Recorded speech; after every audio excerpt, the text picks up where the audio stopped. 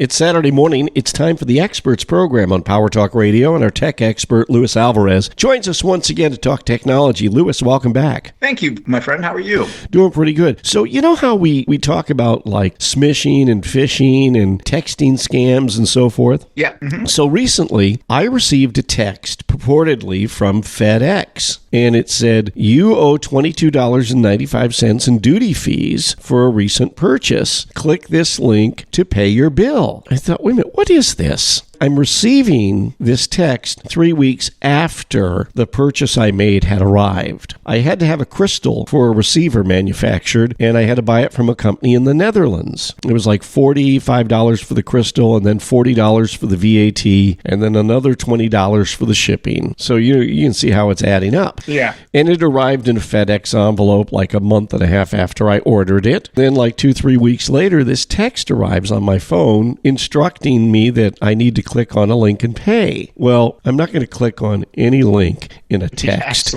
to pay anything. Thank you very much. So I just ignored it. I said, you know what? If it's legit, they will find another way to get hold of me. Well, lo and behold, last week in the mail arrives a letter from FedEx. On their letterhead, I mean, it really is the FedEx. Inside is the documentation from the Department of Homeland Security and the bill. So once I got that, I said, okay, this was a legitimate, charge, and I'll go ahead and pay this. And I sent him a check the other day, and so that should be the end of that. But I went online to their email, and I said, hey, considering the fact that there are so many scams out there related to click on this link and pay, why don't you just send people a bill in the mail to begin with anyway? You already have our address because you delivered the package.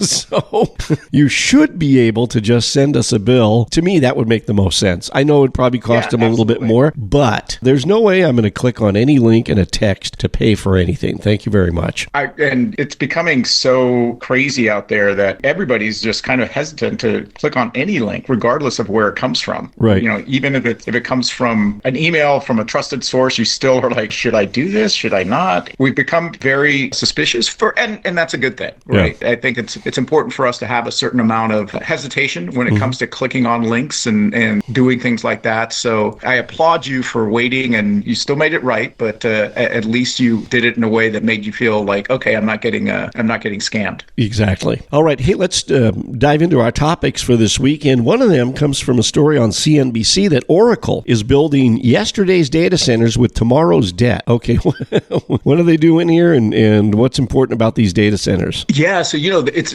crazy, the number of data centers and the amount of the billions of dollars that are being poured into building these things all over the world, and not just here in the United States, but pretty much every country is accelerating the building of these data centers because of the need of AI to have massive amounts of computing power to do the job that they do. And as the growth of AI continues unabated, these data centers continue to get built. The problem is that these data centers are planned in advance, and they don't show up it takes them sometimes up to a year to 18 months to get built. And by the time that they're up and functioning, the chipsets, the technology that they've been built on has become obsolete, especially in a world where newer and faster AI chips are being developed all the time. So for example, Oracle has been planning this new data center in Abilene, Texas. The problem is that it hasn't even started, but yet the chipsets that they've ordered and reserved to use in the computing systems that they're going to put in there are basically already obsolete, and newer data centers are taking advantage of that. So it becomes a question of, are you building something that by the time it gets up and running, nobody really wants to use? So there's a lot of questions about Oracle's foray into data centers in particular, because unlike other tech companies like Google and Microsoft and others, Meta, for example, that are using cash flow to build these data centers, Oracle is borrowing money to build their data centers, and it's going to impact their bottom line if, in fact, by the time these data centers get built, nobody's going to want to use them. Wow, that's who's paying for the power? Because, I mean, they use massive amounts of power, are they generating enough revenue to pay for the electricity that they're consuming? Well, they are. The problem, though, is that there's not enough power. The electricity demand is growing faster than the electricity supply. So in a lot of places where these data centers are being built, which tend to be in rural states where regulations are a little less California-like, shall we say, but they're being built in these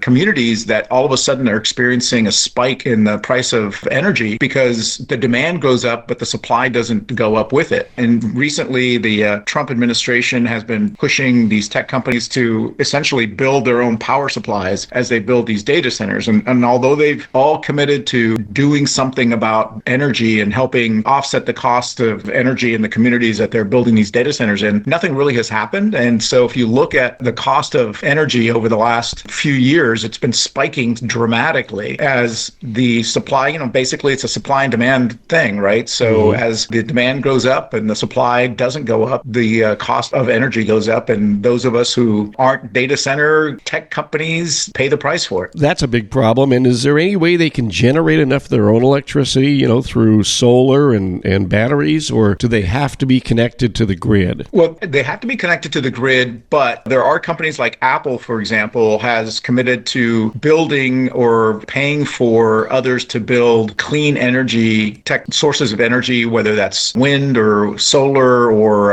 geothermal. And they are investing a significant amount of money in that because they feel like they have to. Not all the companies feel the same way. Google has pledged that they're going to do something about it, as has Meta, but we haven't seen it in reality yet. Are we looking at any data centers being built around Monterey County or up in Silicon Valley, or are they all going to basically be sited in rural states right now? No, the challenge with building data centers in faraway places is that there's a lag and distance does matter. And so data centers have to be built closer to where the demand is. So in California, the Central Valley is where there's a lot of activity in terms of building data centers, where land is cheaper, population is less, and even the regulations are a lot less onerous, even though it is California. It's not Monterey County or the Bay Area where doing things like that are more problematic. So you're looking at places like Bakersfield and Fresno, near those places where they're building these data centers. But the issue with electricity still remains the same. Right. We're going to have to figure this out. Yeah, and I did note here in one of the stories from the AP that you sent me is that a California watchdog released a report Tuesday that urges policymakers to act fast on the state's fast-growing data center industry before soaring electrical demand from AI lands on the bills of ordinary households. So there is at least a recognition in Sacramento that this is a real potential problem for the Joe Sixpack and his family out in the suburbs or in town or anywhere for that matter. Yeah, absolutely. And I think, when you look at the amount of power that data centers will require over the course of the next 3 or 4 years, it's significantly higher than what we are generating right now. So we got to figure this one out. That's Luis Alvarez, CEO of the Alvarez Technology Group, joining us today on Power Talk Radio. Online, you'll find them at alvareztg.com. At AlvarezTG is the X handle. Luis, the toll-free number for the I-Team. Give us a call at 866-78-I-TEAM. That's 866-784-8326. And looking ahead to Monday, we're going to be talking about a new form of driverless taxi that's coming to Las Vegas. Yeah, if you